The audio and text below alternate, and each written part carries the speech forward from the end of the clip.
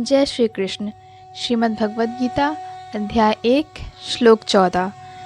तथा श्वेतैर्हययुक्ते महति सन्दने स्थितौ माधवा पांडवाश्चैव दिव्यो शंखौ प्रदद्मतो। दूसरी ओर से श्वेत घोड़ों द्वारा खींचे जाने वाले विशाल रथ पर आसीन कृष्ण तथा अर्जुन ने अपने अपने दिव्य शंख बजाए। अर्थात भीष्मदेव द्वारा बजाए गए शंख की तुलना में कृष्ण तथा अर्जुन के शंखों को दिव्य कहा गया है। दिव्य शंखों के नाद से यह सूचित हो रहा था कि दूसरे पक्ष की विजय की कोई आशा न थी, क्योंकि कृष्ण पांडवों के पक्ष में थे। जयस्तु पांडुपुत्राणाम येषां पक्षे जनार्दना। जय सदा पांडु के पुत्र जयसु की ही होती है, क्योंकि भगवान कृष्ण उनके साथ हैं, और जहाँ जहाँ भगवान विद्यमान हैं वहीं वहीं लक्ष्मी भी रहती है, क्योंकि वे अपने पति के बिना नहीं रह सकती।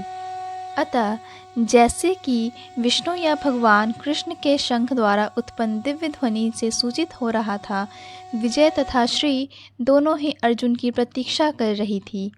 इसके अतिरिक्त जिस रथ में दोनों मित्र आसीन थे वह अर्जुन को अग्नि देवता द्वारा प्रदत्त था, और इससे सूचित हो रहा था कि तीनों लोकों में जहाँ कहीं भी वह जाएगा वहाँ विजय निश्चित है।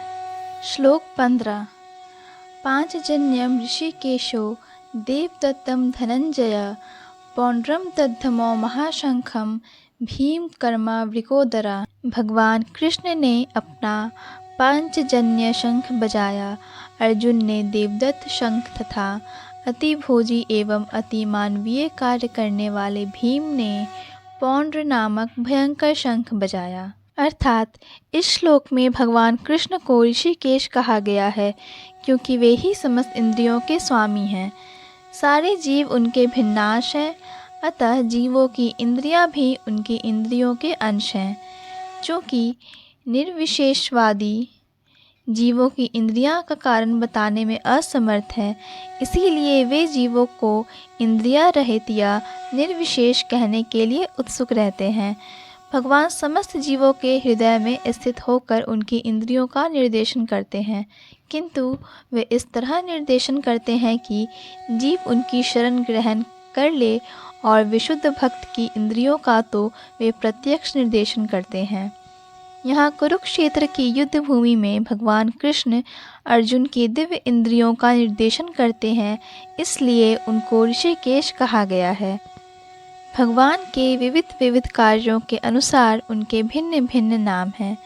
उदाहरणार्थ इनका एक नाम मधुसूदन है, क्योंकि उन्होंने मधु नाम के असुर को मारा था।